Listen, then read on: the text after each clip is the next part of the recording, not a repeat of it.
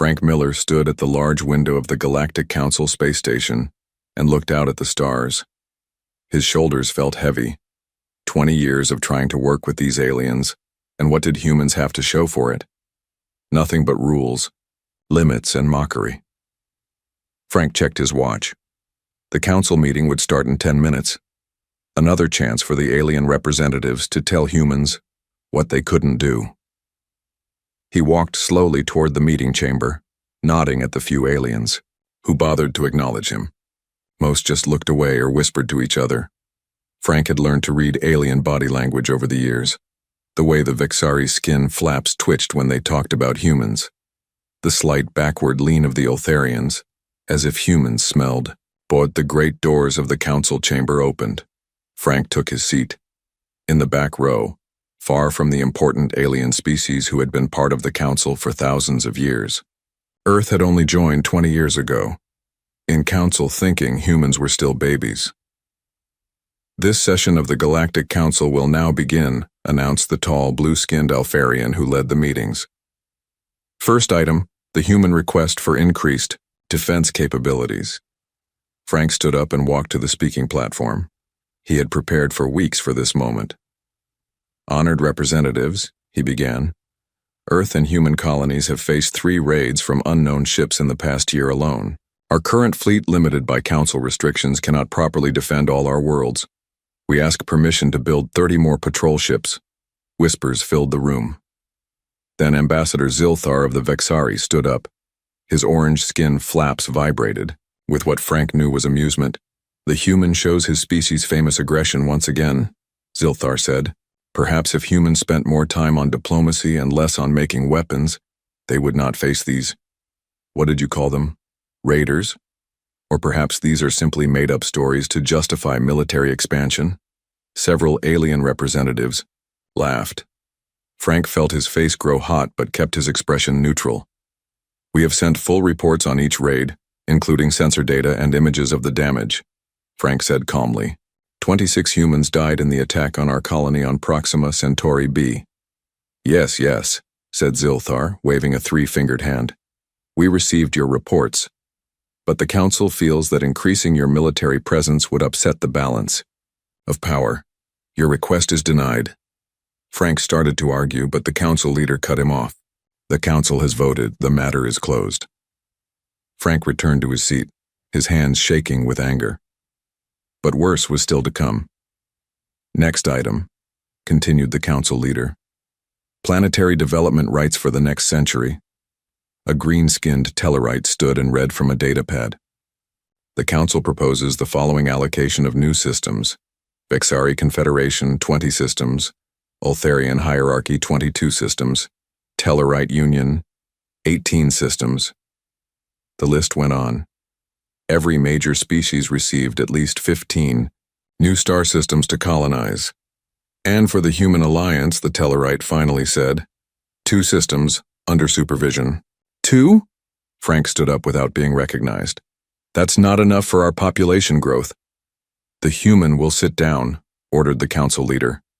Your kind breeds quickly. This is precisely why we must limit your expansion. You would overrun the galaxy if permitted. While taking council resources, added Zilthar, humans consume more than any 3 species combined. Frank sat down, his mind racing. This was worse than he had expected. Much worse. The rest of the meeting passed in a blur. When it ended, Frank went straight to the communication center and requested an emergency channel to Earth. President Olivia Martinez's face appeared on the screen. She looked tired, with dark circles under her eyes. The raids on human colonies had been hard on everyone. How bad is it, Frank? She asked without greeting. Bad. They denied our defense request completely, and they're limiting us to 2 new systems for the next 100 years. The president's expression hardened. And the others? 15 to 25 each. President Martinez was silent for a long moment. Come home, Frank. Now. We need to talk. In person. 3 days later, Frank sat in the White House Situation Room with the President, her cabinet, and Admiral Peter Collins. The Admiral had just finished his presentation, and the room was deadly quiet. "Let me make sure I understand," said the President slowly. "You're saying the Council has been stealing our technology?" Admiral Collins nodded grimly. "Yes, Madam. President, our intelligence is clear. While publicly dismissing human innovations as crude, they've been secretly copying everything from our gravity manipulation systems to our agricultural methods. Meanwhile, they restrict our growth and defense." "They're afraid of us," said Frank. "I've felt it for years. They see our potential and they're terrified of what we might become." The President stood up and walked around the table slowly. "So they use us while keeping us down." She stopped and looked at each person in the room. "Options? We could file a formal complaint," suggested the Secretary of State. Frank shook his head. "They would deny everything and punish us more."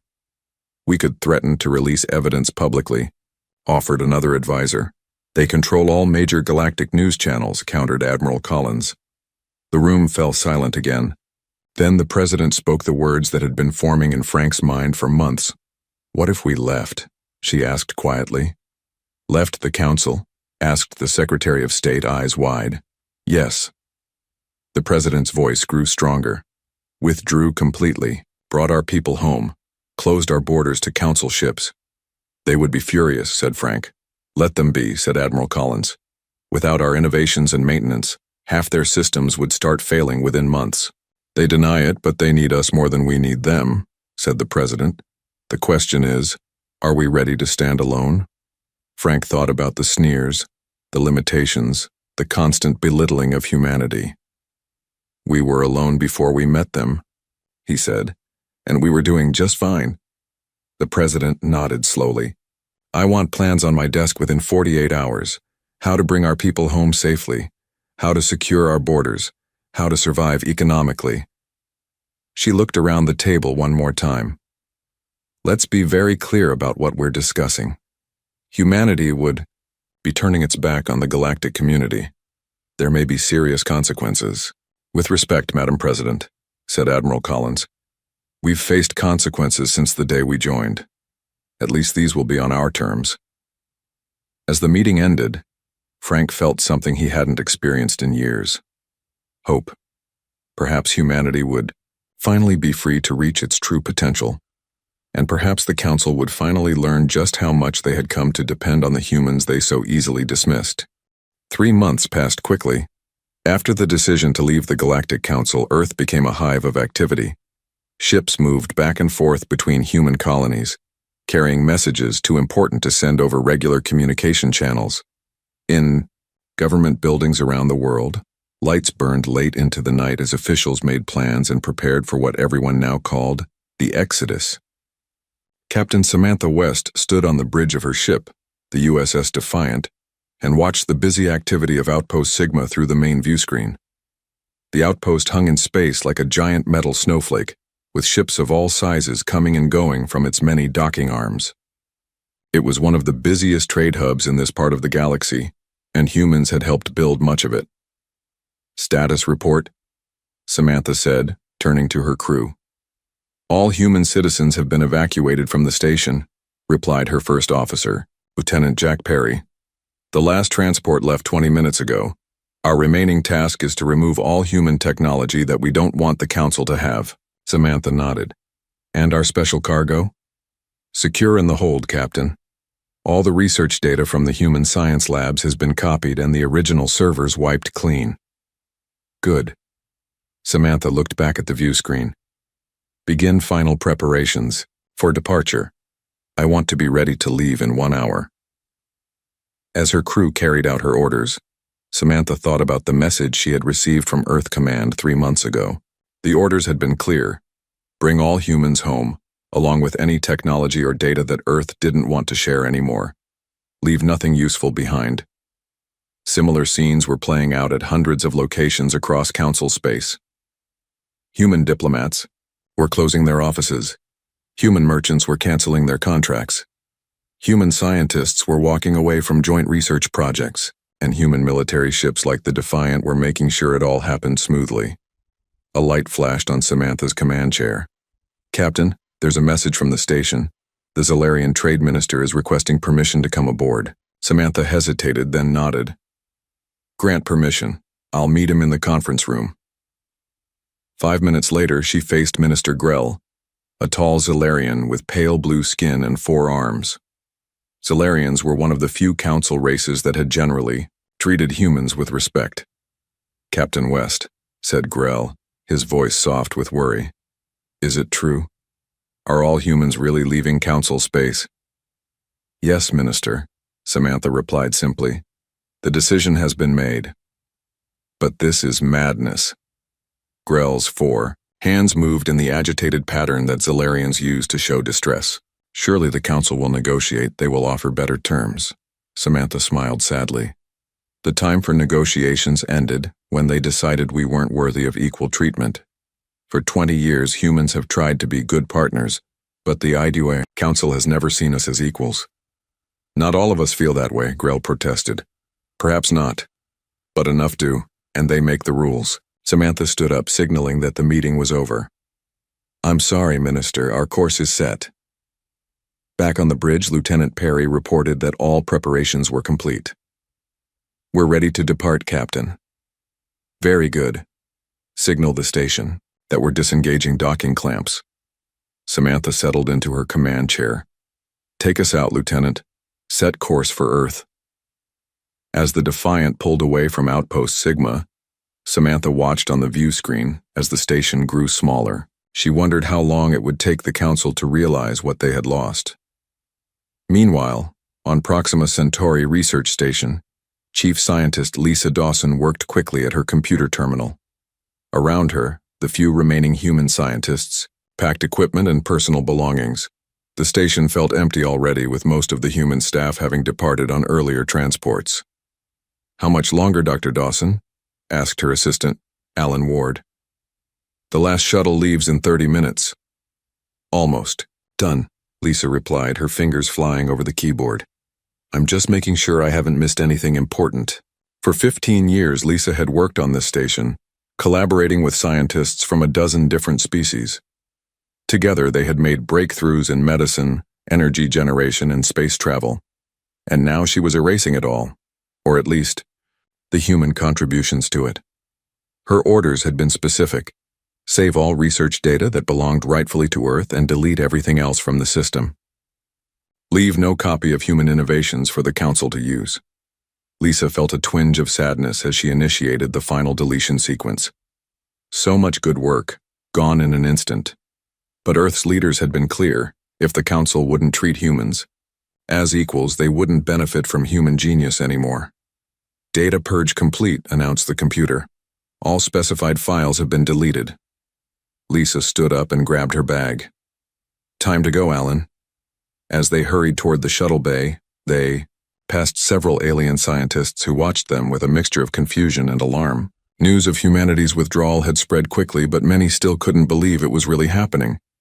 Dr. Dawson, called out Dr. Zeb, a Vexari biologist. Please, we must talk. This project cannot continue without you. The Council will reconsider, I'm sure of it. Lisa stopped briefly. The decision isn't mine, Dr. Zeb. Take it up with your Council representatives. They're the ones who decided humans weren't worth treating fairly. In the shuttle bay, the last human transport waited. Lisa and Alan boarded quickly, finding seats among their fellow scientists. Everyone accounted for? Asked the shuttle pilot. All present, confirmed the security officer. We're the last humans on this station.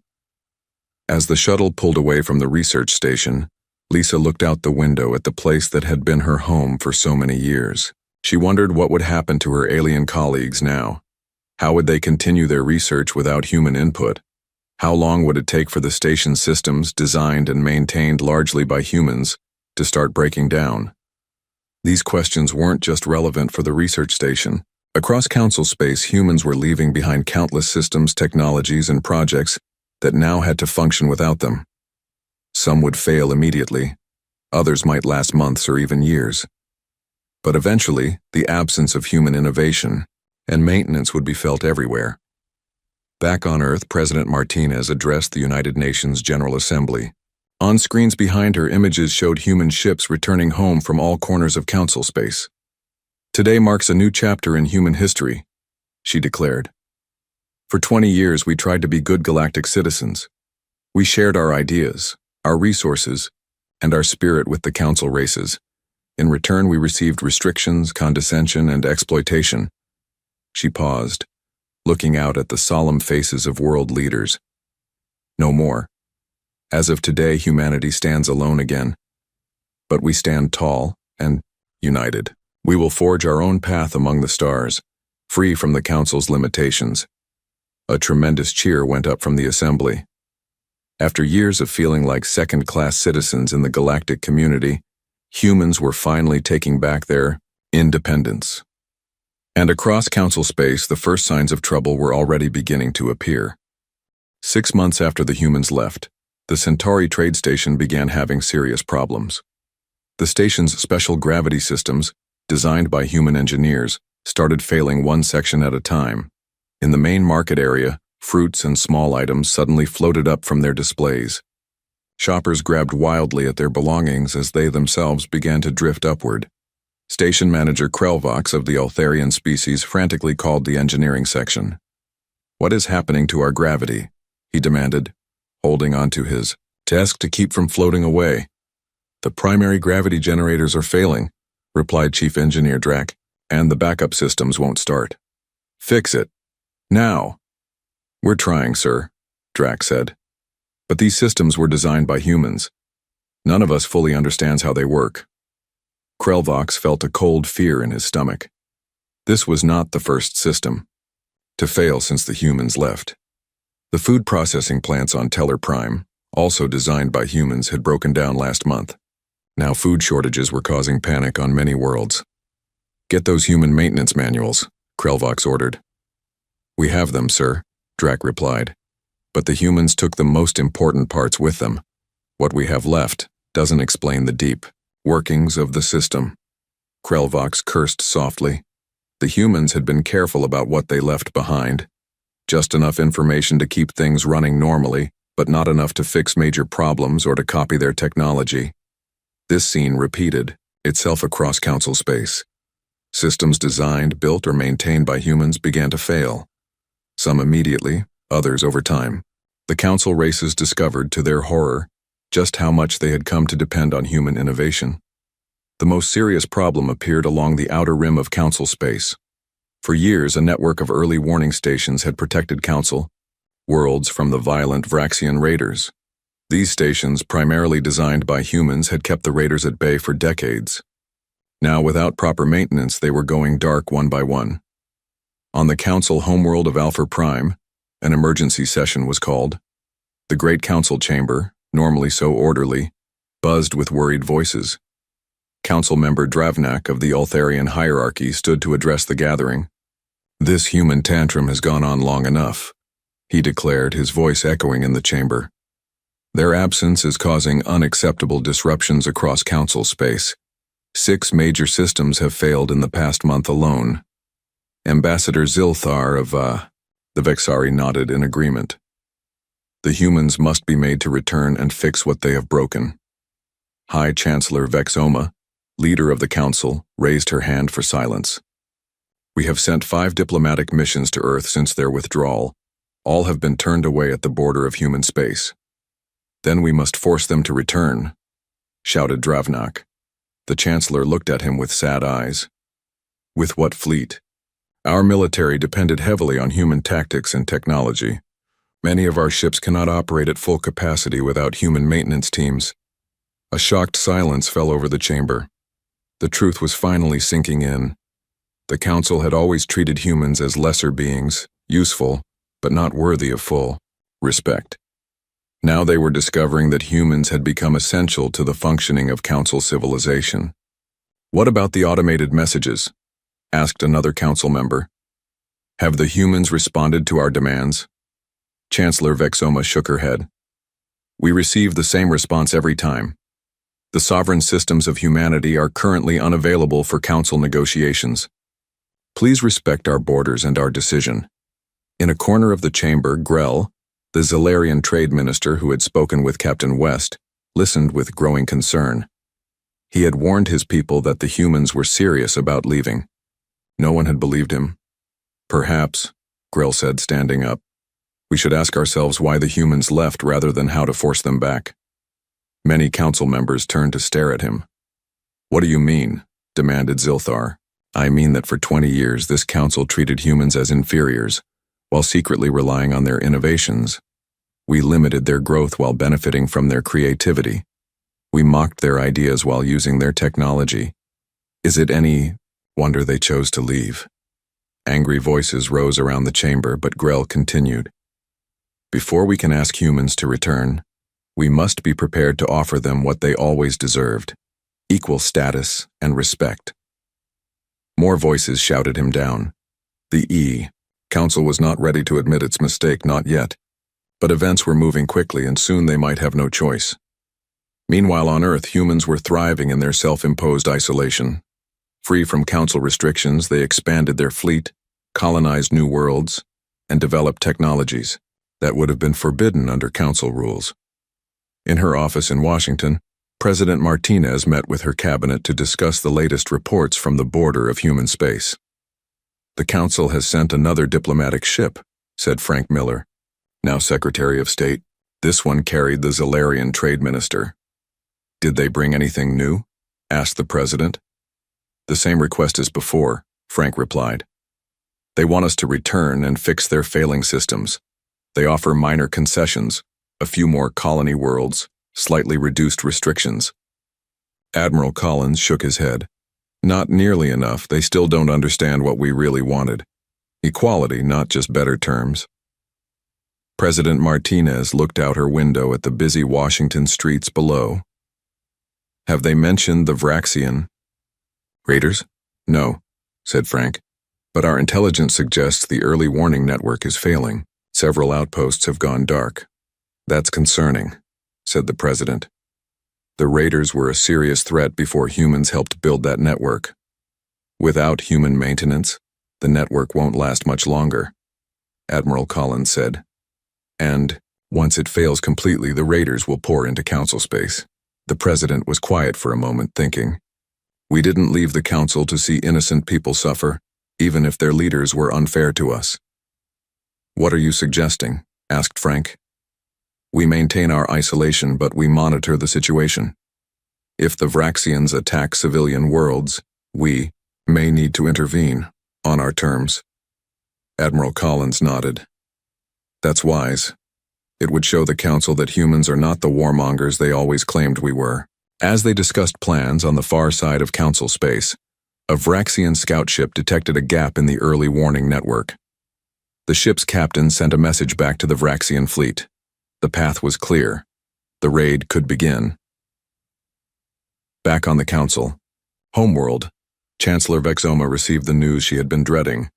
3 border outposts had stopped reporting. The last message from one mentioned unidentified ships entering council space. The Chancellor looked at the star map with growing horror. If the raiders had found a way through the failing defense network, millions of council citizens could die. Send another message to Earth, she ordered her staff. Tell them... She paused, swallowing her pride. Tell them we are willing to discuss new terms, any terms. But it was too late. The first Vraxian attack ships were already entering council space, and the council was about to learn just how much they had relied on human protection all these years. 1 year after humanity's departure from the Galactic Council, disaster struck. The Vraxian raiders, held back for decades by the human-designed defense network, poured through the gaps in the failing system and launched a massive attack on council space. The first world to fall was Nabar III, a peaceful Tellarite farming colony. The raiders struck without warning, their ships darkening the sky as they descended. The colony had no effective defenses. Within hours, the main settlement was in ruins and the survivors were fleeing into the surrounding forests. Similar attacks happened on 2 other border worlds. Each time, the pattern was the same: swift, brutal raids with no warning. The council, fleet scrambled to respond, but they were too slow and too disorganized. On the council military command ship, Commander Grev Talonis watched in despair as reports of the attacks flooded in. As head of Council Defense Forces, he had always dismissed human battle strategies as unnecessarily aggressive. Now, he desperately tried to remember those same strategies as his ships failed to protect Council worlds. Status report, Greavy demanded, looking at the holographic display showing the positions of Council ships and the reported Vraxian attacks. Sir, the Vraxians have hit 3 worlds in the past week, reported his second-in-command. Our ships arrived too late in each case. We estimate at least 2,000 civilians dead, and many more taken as slaves. Grev studied the display, trying to predict where the raiders might strike next. Before, when humans advised the Council fleet, they had been able to anticipate Vraxian movements. The human military mind seemed uniquely suited to understanding the chaotic raiding patterns of the Vraxians. Without that insight, Grev felt blind. What about the early warning network? He asked. How much of it is still functioning? Less than 40%, sir, and those stations still online report frequent failures. We're getting only partial data. Grev slammed his fist on the table. We need those systems working. Find someone who understands the human technology. We've tried, sir. None of our engineers fully understands how the humans integrated their technology with ours. The systems are too complex. The situation grew worse each day. More Vraxian ships entered Council space. More worlds reported attacks.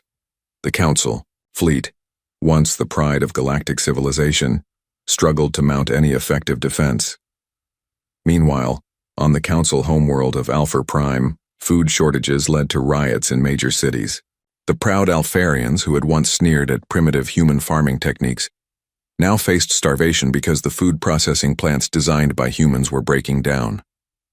In the Grand Palace of Alpha Prime, High Chancellor Vexoma met with her advisors in a room once filled with luxury foods from across the galaxy. Now the table held only simple bread and water. The situation is becoming critical, reported the Minister of Food Distribution. Our reserves will last only 3 more weeks. After that, the High Chancellor nodded grimly. And the repairs to the processing plants, proceeding slowly. Without human expertise, we're having to learn their systems from scratch. Vexoma looked around the table at her advisors. Once proud and confident, they now appeared worried and tired. The loss of human support had affected the Council in ways none of them had imagined possible. We were fools, she said softly. We treated humans as lesser beings, while secretly relying on their innovations to maintain our way of life. What do we do now? Asked one advisor. Vexoma straightened her shoulders. We must approach Earth again, but this time we must admit our mistake and offer true equality. In a closed session of the full council later that day, Vexoma spoke with a humility rarely heard from an Alpharian. Fellow council members, she began, we have a choice to make. We can maintain our pride and watch as our civilization crumbles, or we can admit our error in judgment regarding humanity. Many council members shifted uncomfortably in their seats. For 20 years, Vexoma continued, humans shared their innovations with us while we limited their growth and mocked their ideas. Now we see the true value of what they offered, as our systems fail and the Vraxians attack our worlds. Ambassador Zilthar of the Vexari, once the loudest critic of humans, spoke up. What would you have us do? Beg the humans to return? They abandoned us. No, Vexoma replied firmly. We drove them away, and yes, we must ask them to return. Not as servants, but as true equals. The debate continued for hours. Some council members refused to accept that humans deserved equal status. Others recognized the desperate reality of their situation. Finally, a vote was taken. By a narrow margin, the council authorized Vexoma to lead a special delegation to Earth with a new proposal. Full and equal membership for humanity in a reformed galactic council. As the council argued, on the other side of the galaxy, human monitoring stations had detected the Vraxian attacks. In the Oval Office of the White House, President Martinez met with her security team to discuss the troubling reports. 3 council worlds attacked in 1 week, said Admiral Collins, pointing to a map. Our long-range sensors indicate the Vraxians are massing for more raids here and here. Frank Miller, Secretary of State, shook his head sadly. Exactly as we predicted. Without maintenance, the early warning network is failing and the Council fleet doesn't know how to fight the Vraxians effectively. President Martinez studied the map quietly. Casualties? At least 2,000 confirmed dead. Probably many more. The president walked to the window looking out at the rose garden. Those are innocent people dying. They're not responsible for their leaders' poor decisions. Admiral Collins nodded. What are your orders, Madam President? Martinez turned, back to face her advisors. Prepare the fleet. We won't rejoin the Council under their old terms, but we won't stand by while innocent people are slaughtered either. The Third Fleet is ready to deploy, Admiral Collins replied. They can reach the border of Vraxian space in 3 days. Good, but we don't move until we see how the Council responds to this crisis. This is their chance to learn from their mistakes. As they discussed plans, a message arrived from the border of human space. A small Council ship was requesting permission to enter, carrying High Chancellor Vexoma herself. Well, said Frank with a small smile, it seems the Council is finally ready to talk. Should we grant them permission to enter our space? President. Martinez considered for a long moment. Yes, but make them wait 3 days before giving our answer. Let them experience a taste of how they treated us for 20 years. And when they arrive? Asked Frank. We listen to what they have to say, replied the president. But this time, we set the terms. As the Vraxian raiders prepared for their next attack and the Council delegation waited nervously at the edge of human space, one thing was becoming clear to everyone in the galaxy. The humans who had been dismissed and restricted for so long were now the only hope for salvation. And, this time, they would not return on anyone's terms but their own. 18 months after humanity's departure from the Galactic Council, a small delegation approached Earth's solar system under a flag of truce. Led by High Chancellor Vexoma herself, they waited at the edge of human space for permission to enter. The 3-day wait ordered by President Martinez felt like an eternity to the aliens who had once made humans wait months for simple Council decisions. Finally, the message came from Earth. Permission granted for diplomatic vessel to proceed to Earth. Follow the provided flight path exactly. Any deviation will result in immediate escort out of human space. As the Council ship moved toward Earth, Vexoma stood at the main viewport and watched the human defense fleet. In the past year, freed from Council restrictions, humans had built ships that the Chancellor had never seen before. They were sleek, powerful, and clearly advanced beyond what the Council had allowed humans to develop. Impressive, aren't they? Said Grell, the Zalarian trade minister who had joined the delegation. This is what humans can accomplish when not held back. Vexoma nodded slowly. We were fools to fear their potential rather than embrace it. The journey to Earth took 2 days. When they finally reached the blue planet, they were directed to land in Washington, D.C., the capital city of the nation that had led humanity's entry into galactic society 20 years earlier.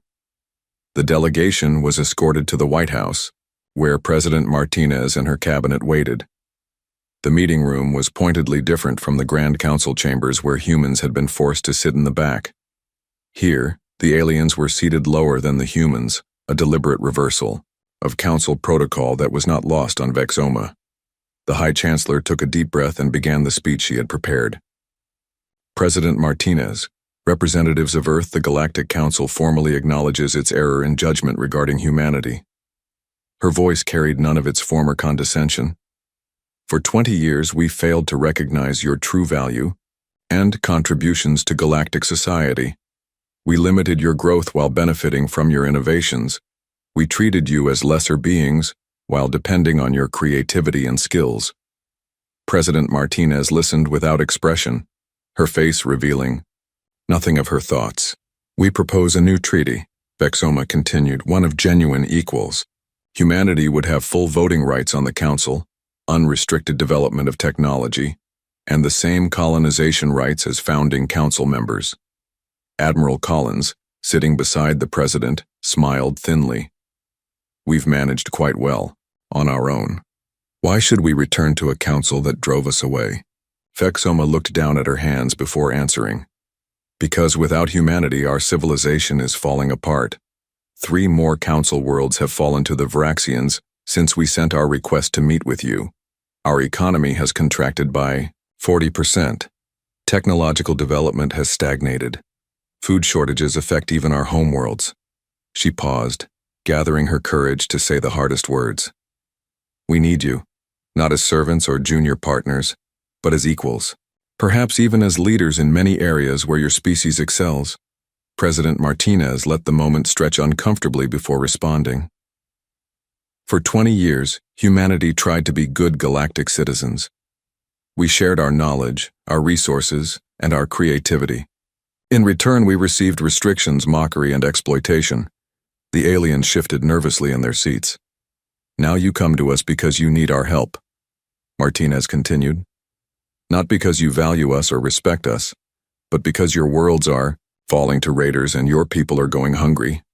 That's not, Vexoma began, but Martinez raised a hand to silence her. Another deliberate reversal of council protocol. Humanity is willing to consider a new arrangement, the president said finally, but this time we will write the terms. Vexoma's shoulders slumped in relief. Thank you, President Martinez. The council authorizes me to accept any reasonable. We'll discuss specifics later, Martinez interrupted. For now, understand this. There will be no return to the old council. If humanity rejoins galactic society, it will be as a full and equal partner, with all the rights and respect that entails. Frank Miller, now Secretary of State, spoke up. We'll need time to draft our conditions. In the meantime, we're aware of the Vraxian attacks on civilian worlds. As a show of good faith, Earth is prepared to dispatch our Third Fleet to help defend those worlds, not under Council command, but as an independent human force. Vexoma's eyes widened in surprise. You would help us even before an agreement is reached? Innocent people are dying, Martinez said simply. Humans don't stand by when that happens, even if their leaders made mistakes. After the meeting, the Council delegation was shown to guest quarters to await further discussions. Meanwhile, orders went out to the human Third Fleet. Within hours, ships were moving toward the areas of Vraxian activity. In his new office at the State Department, Frank Miller prepared for the first meeting to draft humanity's conditions. On his desk sat a document titled Treaty of Earth Requirements for Galactic Cooperation. As he reviewed the document, he thought back to his time as ambassador to the Council. The frustration of being ignored and dismissed, the anger at seeing human innovations taken for granted or secretly copied, the final realization that the Council would never treat humans as equals unless forced to do so. Now, the situation had completely reversed. The Council was coming to humans as supplicants desperate for help. It would be easy to be cruel, to impose harsh terms or even refuse to help at all. But that wasn't the human way. At least, not the best of humanity. Frank added a line at the top of the document. All species shall be recognized as inherently equal in rights, representation, and opportunity. That was the foundation everything else would build upon.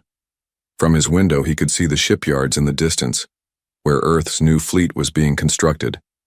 Freed from Council restrictions, human innovation had exploded. Ships that would have been forbidden under Council rules now formed the backbone of Earth's defense force. Technologies that the Council had claimed were too dangerous for humans to develop were now commonplace on Earth and its colonies. 2 days later, the first reports came in from the Third Fleet's engagement with Vraxian raiders. The battle had been swift and decisive. 3 raider ships destroyed, 2 captured, and a Council colony world saved from attack. The Council fleet, watching from a distance, had been amazed by the efficiency and power of human military tactics. At the next meeting with the Council delegation, Vexoma asked a question that revealed how completely the relationship had changed. Your ships and technology, she said hesitantly. They're far beyond what we expected. How did you advance so quickly after leaving the Council? President Martinez smiled. We didn't advance after leaving. We were always capable of this. The Council just held us back. In the following weeks, negotiations continued. The Treaty of Earth took shape. outlining a new relationship between humanity and the other species of the galaxy. Not a return to the old council, but something new, an alliance of equals where no species would be held back by the fears or prejudices of others. As Frank Miller watched the council representatives sign the final document, he felt a sense of completion. Humanity had been forced to leave to prove its worth. Now they would return, not as supplicants but as leaders. Outside, Earth's shipyards continued to build the fleet that would soon protect not just human worlds, but all worlds in the new alliance. The galaxy was about to discover what humans could truly accomplish when not held back, and the Council would never make the mistake of underestimating them again.